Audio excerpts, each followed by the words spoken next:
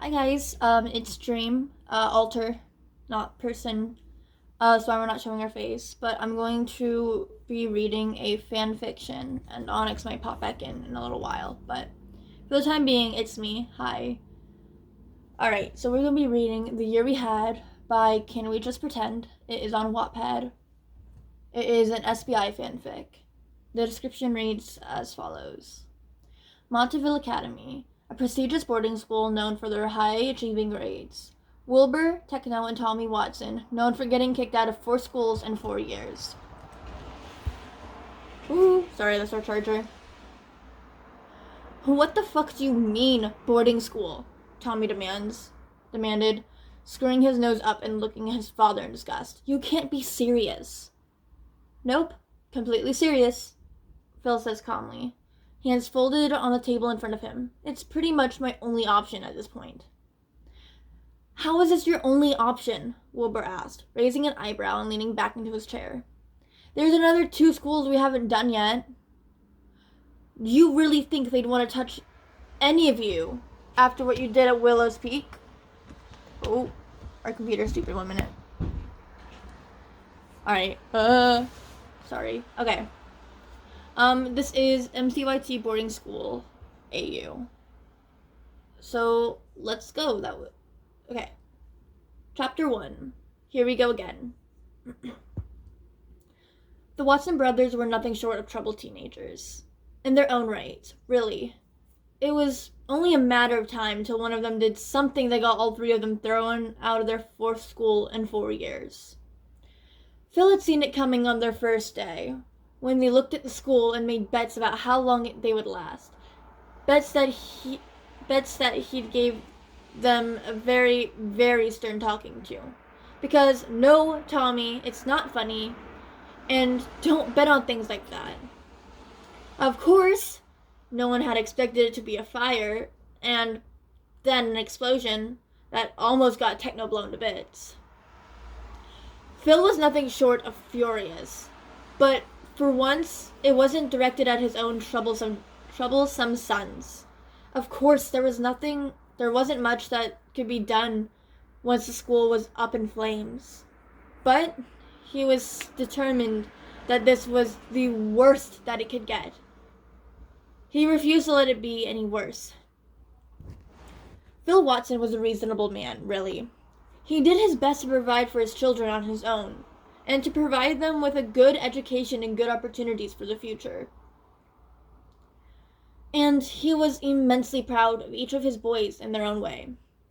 Wilbur was a fantastic musician. The boy really applied himself when he wanted to, and it was incredible the things he was capable of when he actually tried. The issue was, however, he didn't like to try. He liked to skive off, sneak out, and get drunk in the woods with his friends. Techno was a genius. There were few people Phil had ever known to be quite as intelligent and book-smart as his middle child. But, of course, this made him cocky. Being as smart as he was, he liked to skip classes and play video games instead. And then there was Tommy. Just 15 years old, but a hyperactive kid with a big imagination. He looked up to his brothers more than he probably should have. Tommy was a very capable young lad, but unfortunately for everyone involved, he was what teachers often refer to as a problem child. He liked to speak his mind, even when his mind shouldn't be spoken. It was hard to wrangle the 3 of them down at the dining room. Let me try that again. It was hard enough to wrangle the 3 of them down to the dining room once they're at once for the grand announcement, and even harder to deal with telling 3 teenage boys the news that he was pretty sure they wouldn't be pleased with. What the fuck do you mean, a boarding school? Tommy demanded, screwing his nose up and looking at his father with disgust. You can't be serious. Nope, completely serious, Phil said, his hands folded on the table in front of him. It's pretty much the only option I had at this point. How is this your only option? Wilbur asked, raising an eyebrow and leaning back in his chair. There's another 2 schools that we haven't done yet. You really think they'd want to touch any of you after what you did at Willow's Peak? That wasn't our fault, Wilbur said, his tone just as certain as his father's. I'm not saying it was, but you were all involved, and you're mad if you think any school in their right mind would want anything to do with you now. Phil didn't raise his voice, despite feeling as though maybe he should. No, this was not the time for an argument. This was a big change for all of them. And their emotions were more than just. But a boarding school does? Techno asked, speaking up for the first time. His light brown eyes analyzed Phil's face for any underlying emotion. Unfortunately, Phil had been playing this game for just as long as Techno had, and nothing slipped through. I used to know the headmaster, Phil supplied. He's an alright bloke, and he agreed to give you 3 a try, which is more than I could have asked for. With scholarships, too, so I can actually afford it. You mean it's a private school? Tommy all but screamed, his eyes bulging. No fucking way. Absolutely not. I am not wearing a fucking uniform. No way in hell. I will not turn into some Harry Potter looking prick. I don't understand why you can't just send us to Highland. It's only 30 minutes. I could drive us. Wilbur tried to bargain, taking on a professional argumentative tone. He leant forward, clasping his hands together. So you're going to stop drinking and get properly sober? Phil asked, turning to his oldest son faster than Wilbur could react. He went to open his mouth, but Phil beat him to it. Yeah, I know all about where you were last night, which is why you're going to Montview. It's a lovely school, they have a great campus, and a range of extracurriculums, and experience dealing with troubled kids. Did he just call us troubled? Techno asked, raising an eyebrow, looking past Wilbur and Tommy, who seemed to have a permanent scowl, looking past Wilbur to Tommy, who seemed to have a permanent scowl on his face. Yes, Technoblade, yes he did, Wilbur said flatly. I feel like I've been judged, Tommy cried dramatically, He looked to his father with big puppy dog eyes. Phil, do you think I'm a bad kid? Please don't send me away. Phil crossed his arms. You done? Tommy's dramatic, hopeless look fell away, replaced almost immediately with a scowl and crossed arms. It was worth a try. Hi, sorry chat, it's Onyx now. James switched out. Anyways, I'm gonna continue. Y'all can see us now. Hi. Sorry about that. Anyways, Tommy's dramatic, hopeless look fell away, replaced almost immediately with a scowl and crossed arms. It was worth a try. The Watson brothers had all of 3 days until they were sent. The Watson brothers had all of 3 days until they were sent to leave for Montview Academy. Techno had done a lot of research and given his brothers a rundown. The dorm rooms held between 2 to 3 people, and Phil had reassured them that they wouldn't be separated. That brought them a sense of comfort, because at the very least they would have each other. The boarding school had a basketball and a lacrosse team, neither of which sounded overly interesting, but were probably worth noting anyways. The uniform for the boys consisted of black slacks, a white button-down, with a blue striped tie, and blazers that looked nothing short of uncomfortable and awkward. Phil had heard none of it when he had presented the boys with their uniforms, instructing them to put them on before they can even get into the car. Even though it was Monday afternoon, they wouldn't be starting classes until the next day. Wilbur had been the first to emerge, looking less than thrilled about what he was wearing, and carrying his blazer over his arm rather than wearing it. Technoblade came next, tugging awkwardly at the bottom of his shirt, not bothering to voice his concerns. Finally, Tommy trudged out of the bedroom, Finally, Tommy trudged out of his bedroom, still fiddling with his tie. Hold still, Wilbur muttered, reaching over and fixing it. Phil had to smile at his boy, showing some camaraderie.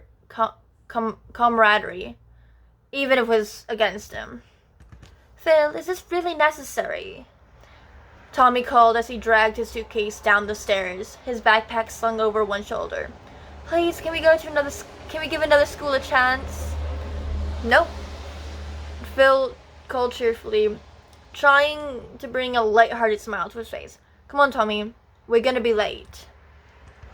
Tommy huffed as he followed his brothers out to the car, and Phil took up the task of playing Tetris with their bags. Wilbur's guitar case was not helping the problem. Techno stood off to the side, watching the cars drive by, and knowing this would be the last time he'd see it in a while. Wilbur got to the front seat, being the oldest. Tommy and Techno shared the back, though with far less arguments than usual. Phil felt a pang of guilt in his chest and started to drive away from the house that they had all shared for over a decade, knowing that he would be returning alone. But it was for the best, and he knew that. "You can have the ox wheel," he offered, knowing that the drive was a 2.5 hour drive with traffic, and the mood would be improved upon. And the mood could be improved upon. I can't read, sorry. Wilbur silently took his phone from his lap and plugged it into the cable. He scrolled through for a moment. Then a somber piano began to play. He tucked his beanie down a little further over his hair and looked out the window, watching as the scenery slowly changed. There was a beat of silence, and then Tommy let out a loud groan. "Oh, come on, Will. This is just depressing, isn't it?" "This is how I'm feeling," Will shot back bitterly. "Put on Hamilton," Tommy called, leaning forward to give his older brother a shove. "I want to sing about my shot." "Oh, you want to be Hamilton?" Wilbur asked, finally snapping out of his bad mood and directly into their favorite jokes for car trips. "Here we go," Techno mumbled, heaving a sigh and trying to wipe the smile from his face. "I am Hamilton, you bitch," Tommy said proudly, leaning back into his chair with a satisfied smile. "And I'm the best goddamn Hamilton you know." "Oh yeah?" Wilbur asked, reaching for his phone and swiping it open. He scrolled for a moment, and then the first track of their favorite musical began to play. Phil had a smile as the two of them began to sing along dramatically. Even Techno joined in a few parts that he knew. He knew things would be okay. Alright, that is the end of chapter 1, chat. I'll probably read one more chapter because we're already 13 minutes through and I don't want this video to get too long. I'll probably read a couple of chapters every video until we're done with this book and the sequel book. And then I'll probably continue to read the sequel book as it goes. Because this is one of my favorite books, actually, that I've read, and I highly recommend it. I'll put a link to it in the description. Anyways, chapter 2 of the year we had, New Arrivals. When Wilbur followed his dad into the school grounds, dragging his suitcase behind him with one hand and carrying his guitar case with the other, he had to admit that Tommy's Harry Potter comment was somewhat accurate. The architecture was old, to say the least. But that wasn't really what he was focused on. They came to a stop in a hallway where a kind woman who had greeted them turned and scuttled off to retrieve the headmaster. Wilbur let out a sigh, and Techno side-eyed his brothers, folding his hands in front of him respectfully. He waited for a moment, and then spoke in the most monotone, casual voice he could manage. "So, $10 on 2 months. Wilbur turned to him so quickly that he almost slipped over, and Tommy and Wilbur burst out into sudden laughter. "Techno?" Phil warned, sending his middle child a warning glare. It's a joke, That was poorly said. It's a joke. Wilbur covered, managing to pull himself together. Tommy was in tears, rubbing his eyes with the palms of his hands, trying to regain his breath. When Phil turned back round, Will mouthed, 15 on 1. Techno nodded, and they both smirked as the headmaster approached. All three of the Watson boys tried their best to rein it in, pushing down their laughter in exchange for serious expressions. Of course, this only got them so far. Phil stepped forward and extended a hand and offered the man a bright smile and a handshake. "Robert, it's nice to see you." "Phil," the man said, a professional smile on his face as he accepted the handshake. "How are you, old friend?" "Oh, you know." Phil waved it off, turning to gesture to his sons. "Thank you so much for taking them on. I know their records aren't the cleanest. If Tommy wasn't trying so hard to keep it together, he would have scowled at his dad." "Of course," Robert nodded, his eyes brushing over each of the boys in turn. Wilbur had already decided that he didn't like the look of his new headmaster was giving him. "We've got a lot of work ahead of us, I see." "What is that supposed to mean?" What is that supposed to mean?" Tommy muttered to Techno, who had scrunched up his nose at Robert's words. A sharp look from Techno stopped the conversation before it could even happen. "I should get going. I'll leave you to it," Phil said. Robert nodded. "You have my number in case you need it." "I'm sure we will be just fine," his old friend reassured. "All right." Phil turned to his boys. "Behave. All of you." The three of them looked at him and nodded hesitantly, their features softening slightly. "We'll be good," Wilbur said, and Phil had to smile. He pulled the three of them into an embrace, ignoring their complaints. "I love you all so much." He let them go, stepping towards the exit. "I'll see you soon, okay? Be good." "Bye, Dad," Tommy said a little sadly as he watched Phil leave. And then they were alone. The second the doors closed behind Phil on his way out, Robert cleared his throat, drawing everyone's attention immediately to him. "Take off the beanie instantly." It took Wilbur a moment to realize he was the one being spoke to.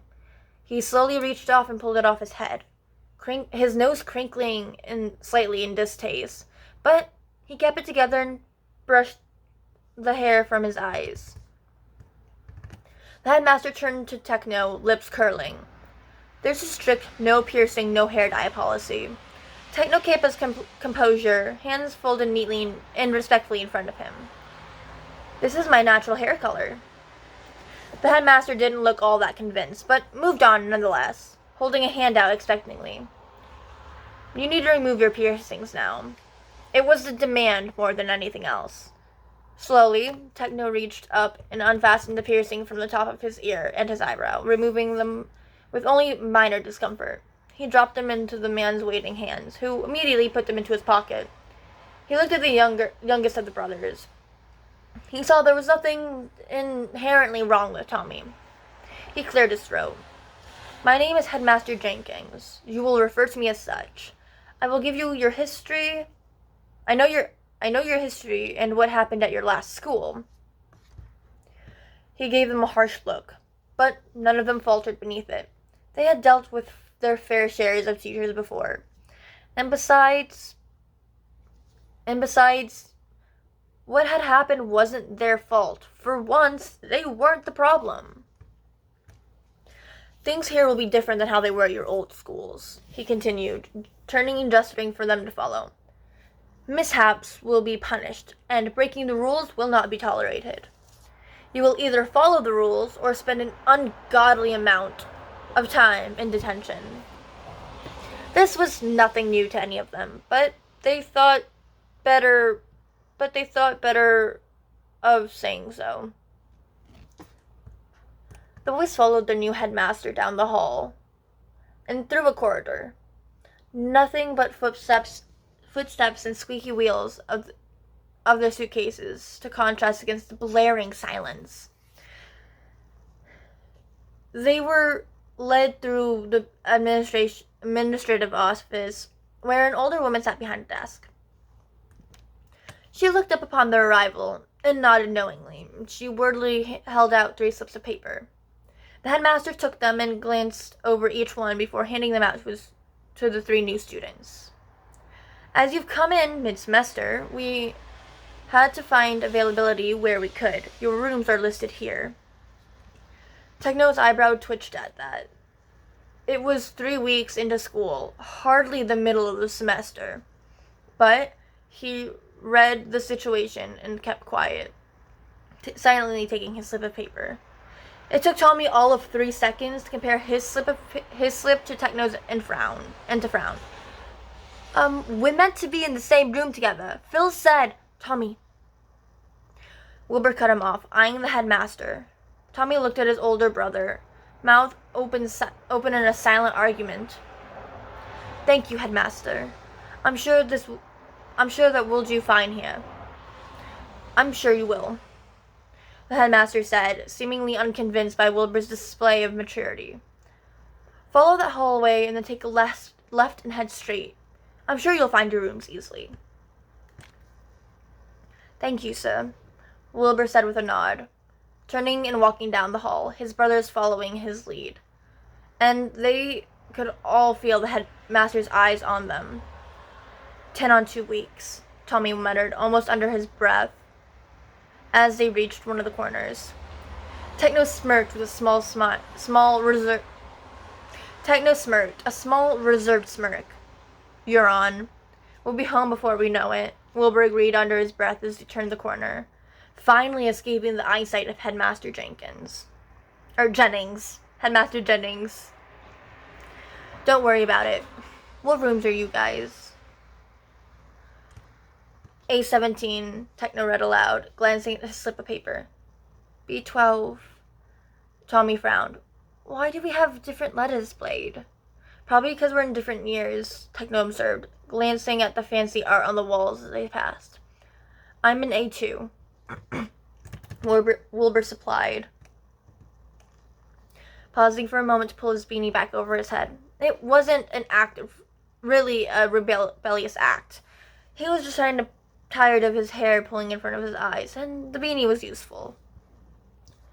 It did make him feel good to break the rules, though. He came across his door far quicker than he expected to. Oh, would you look at that? Tommy frowned dramatically. Bye, Wilbur. Techno snorted and Wilbur rolled his eyes. Go to your own room, child. I'll literally see you at dinner. My feelings are hurt, the youngest boy huffed, crossing his arms. Techno gave him a light shove. Come on, nerd, I'll help you find your room before I head to mine. The 2 younger Watson brothers gave Wilbur a wave before they turned and headed down the hall, in search of their own rooms. Alright, chat, I'm gonna probably end it here after the first 2 chapters. Mostly because they're kind of long chapters, I'm very slow at reading, and I don't want to make this video too long. I will pick up again probably in another video for this because like I said previously, after I came, this is one of my favorite books that I've actually read, like, ever. And it's quite long. Again, I will leave the book itself in the description. It is called The Year We Had by Canwejustpretend. It is an SBI Fanfiction. Also, there will be later trigger warnings, but I will say those at the beginning of the, video. But yeah, thank you all so very much for watching, and I hope you did enjoy. Sorry for stumbling over some words and for the pauses in between. I had to get water. And again, sorry for the switch that happened mid reading. I do hope you guys enjoyed, and have an amazing day, night, morning, evening, afternoon, etc. Bye, everybody.